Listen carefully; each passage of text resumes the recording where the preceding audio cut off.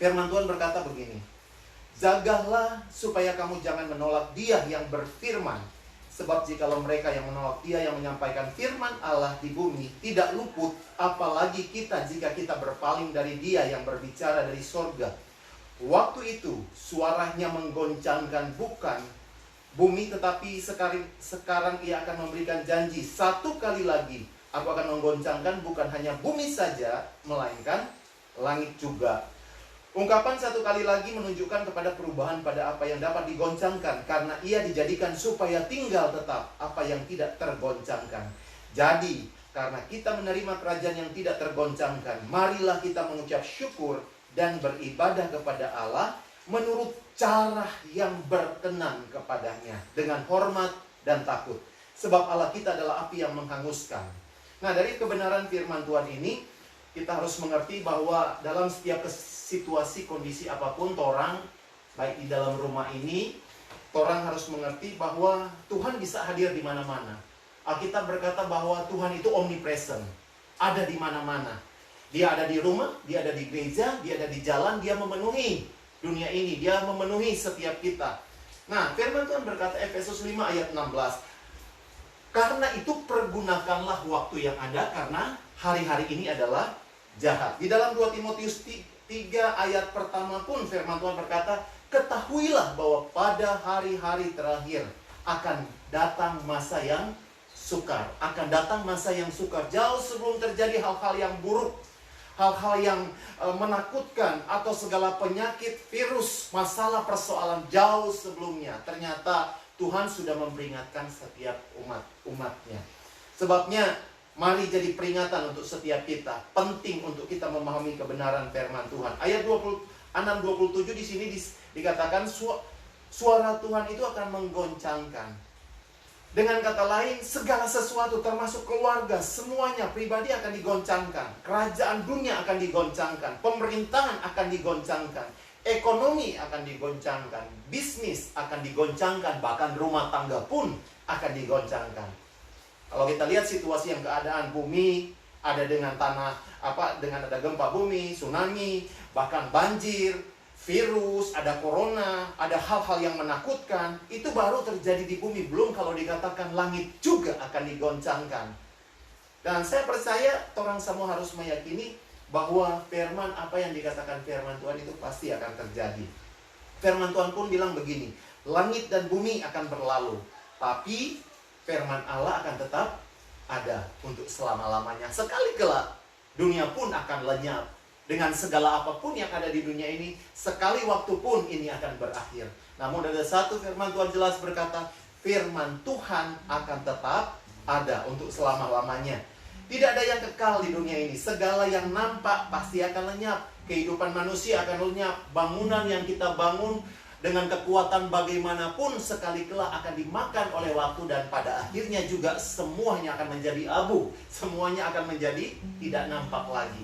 Yang ada hanyalah kebenaran firman Tuhan. Bahkan manusia dari rambut akan habis, kulit pun akan keriput, bahkan semuanya dengan dimakan waktu dan usia, semuanya akan berlambat, namun pasti semuanya pasti akan lenyap.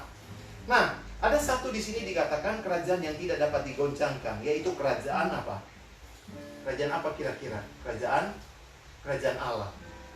Roma 14 ayat yang ke-17 bilang begini, sebab kerajaan Allah itu bukan soal orang makan dan minum, tetapi soal kebenaran, damai, sejahtera, sukacita, dan Roh Kudus. Sebab itu kerajaan Allah itu bukan cuma sekedar orang mau bicara, bukan cuma sekedar nanti mau bikin status yang bagus, tetapi lebih daripada itu, kuasa daripada perkataan yang orang yang hidup dalam Tuhan senantiasa ada kuasa di dalam perkataannya. Nah, di sini dikatakan karena kita sudah menerima kerajaan yang tidak tergoncangkan, apa yang harus orang mau bikin? Beribadahlah dengan cara yang berkenan. Bukan masalah tempat yang orang mau bicarakan, nanti yang di rumah atau yang di gereja, tapi di sini Tuhan bilang cara yang berkenan, yang disetujui, yang diindahkan, yang disukai Tuhan itu bagaimana? Nah, di antaranya orang bisa berbicara tentang, ada banyak hal yang Alkitab bicara tentang kerajaan Allah, tentang beribadah. Coba lihat di dalam Kejadian 4 ayat 3 dan ayat 3 sampai ayat yang kelima. Alkitab bilang begini, ada cara yang berkenan dan ada cara yang tidak berkenan. Salah satu contoh di dalam Kejadian 4 ayat 3 sampai 4 mungkin kalau tidak salah di situ bicara tentang Kain dan Habel. Satu kali Tuhan bilang, Tuhan menantikan persembahan kepada dari Kain dan Habel, dan dua-dua sama-sama beribadah, dua-dua sama-sama apa? Mempersembahkan korban. Tapi bukankah Alkitab bilang jelas yang satu diindahkan Tuhan, tetapi yang lain tidak diindahkan Tuhan. Yang satu korban daripada Habel diterima oleh Tuhan, tetapi korban daripada Kain tidak diterima oleh Tuhan. Jadi yang penting di sini bahwa segala sesuatu apa yang terang lakukan, motivasinya benar, hati kita benar, dan kita tulus untuk kita mencari Tuhan.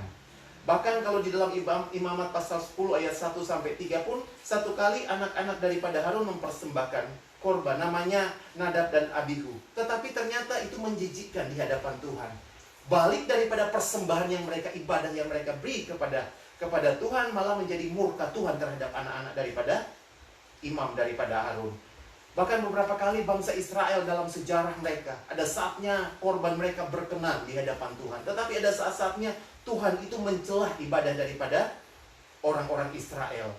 Sebab itu Tuhan bilang begini dalam Yesaya 1 ayat 10, bertobat lebih baik daripada mempersembahkan korban. Di dalam Yesaya 30 saya seringkali bilang begini, kita selalu ingatkan Pak Moni, bahkan pernah mungkin kita khotbah, kita selalu bilang begini, celakalah anak-anak pemberontak, demikianlah firman Tuhan, yang melaksanakan suatu rancangan yang bukan datang daripadaku, yang memasuki suatu persekutuan tanpa didorong oleh Roh Kudus. Tanpa Tuhan, ibadah kita itu akan apa? Sia-sia. Bahkan saya bukan mau katakan bahwa apa yang orang baking, yang yang benar, gereja B yang benar, keluarga ini yang benar, semuanya pasti itu yang menilai adalah Tuhan. Masing-masing orang dimulai dari orang keluarga. Mari orang berkenan kepada, tetap rendah hati, jangan sombong, perintahkanlah firman Tuhan. Terima atau tidak, orang mau sampaikan kebenaran, mau terima atau tidak, semua kembali kepada masing-masing. Karena yang ada orang mau bilang keselamatan massal, keselamatan berjemaat, satu entelo orang mau masuk surga, tapi keselamatan itu masing-masing. Karena itu Papi selalu bilang, selalu belajar firman, hidup di dalam firman. Karena di hari-hari ini toh, di dalam situasi ini hal yang masih kecil, masih banyak persoalan lagi akan orang melewati, masih banyak persoalan di dunia ini yang bakal akan terjadi. Namun cuma orang-orang yang dekat di dalam Tuhan, hanya orang yang melekat di dalam Tuhan yang pastinya akan tenang di hari-hari ini. Bukankah Alkitab berkata di mana ada kebenaran maka di situ akan timbul damai sejahtera. Akibat daripada kebenaran maka akan ada apa? Ketenangan dan ketentraman. Jadi percaya saja, hanya orang yang senantiasa hidup melekat dengan Tuhan. Bukankah Tuhan juga bilang begini, carilah Tuhan maka kamu akan hidup. Di masa-masa sulit begini, kalau ada orang lagi mau bilang, guna apa mau cari Tuhan? Guna apa orang mau cari Tuhan di situasi seperti ini? Masih ada Tuhan. Tuhan itu lebih daripada apa yang kita pikirkan.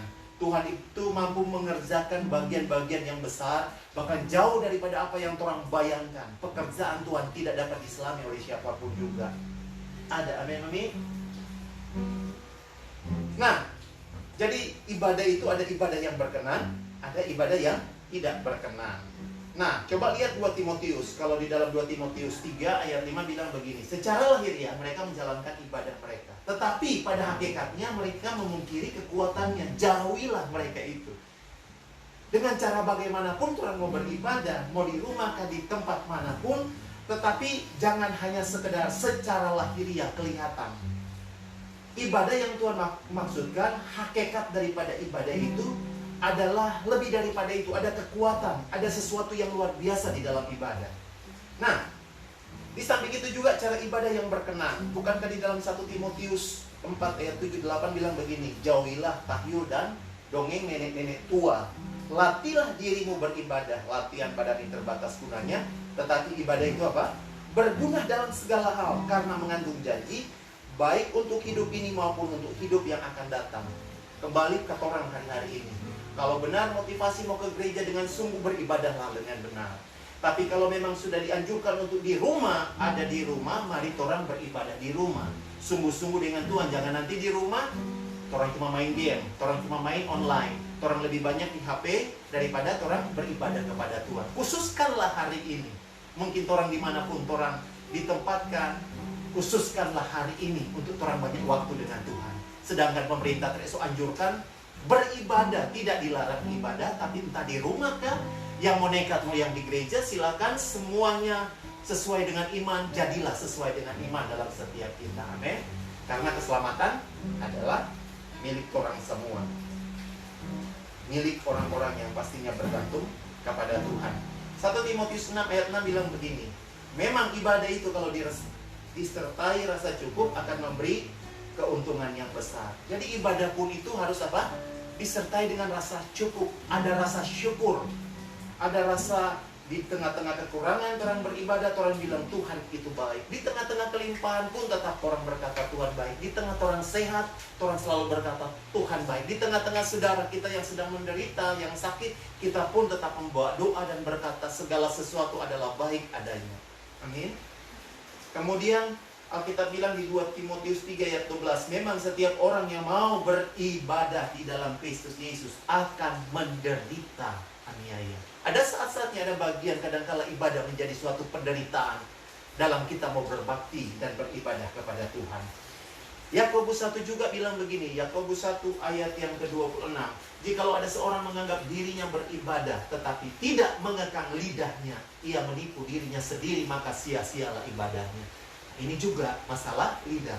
Biar lihat orang beribadah, biar lihat orang khotbah di mana-mana, biar lihat orang mungkin hebat, kemudian orang status segala macam, status yang aneh-aneh, status yang apa ya, boleh dikatakan yang negatif-negatif, maka itu sama halnya lidah buat sekarang dengan orang mau tulis kurang sama. Lidah dan jari itu jadi sama di dalam orang.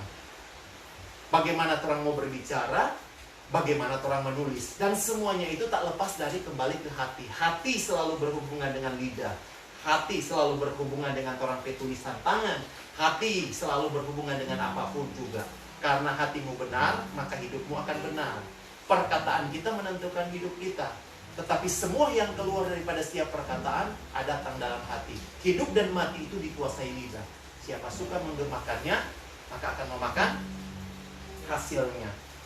Dan yang terakhir masih banyak, tetapi yang terakhir Yakobus 1 ayat 27 bilang begini, ibadah yang murni dan yang tak bercacat di hadapan Tuhan Bapa kita ialah mengunjungi yatim piatu dan janda-janda dalam kesusahan mereka dan menjaga supaya dirinya sendiri tidak dicemarkan oleh dunia. Ternyata ibadah yang berkenan juga di waktu orang mengunjungi apa? Orang-orang yang sedang bermasalah, orang-orang yang sedang menderita, orang-orang yang sedang kekurangan. Itu bagian daripada ibadah. Nah, semua dari apa yang mungkin sebagian kecil yang Papi sampaikan ke orang, pengoni, pemami, anak-anak di ibadah orang hari ini, yang paling penting Alkitab bilang begini juga, Roma 12 ayat 1, karena itu saudara-saudara, demi kemurahan Allah, aku menasihatkan kamu supaya kamu mempersembahkan tubuhmu sebagai persembahan yang hidup, yang kudus, dan yang berkenan kepada Allah. Itu adalah ibadahmu yang sejati. Amin. Jadi ibadah yang sejati di waktu orang apa? Taruh hidup kita untuk tetap menjadi persembahan yang hidup, yang kudus, berkenan kepada Allah. Itu adalah ibadah yang sejati. Tuhan Yesus memberkati. Sama-sama katakan amin. Naikkan satu pujian bagi Tuhan. Ku mau cinta Yesus selamanya.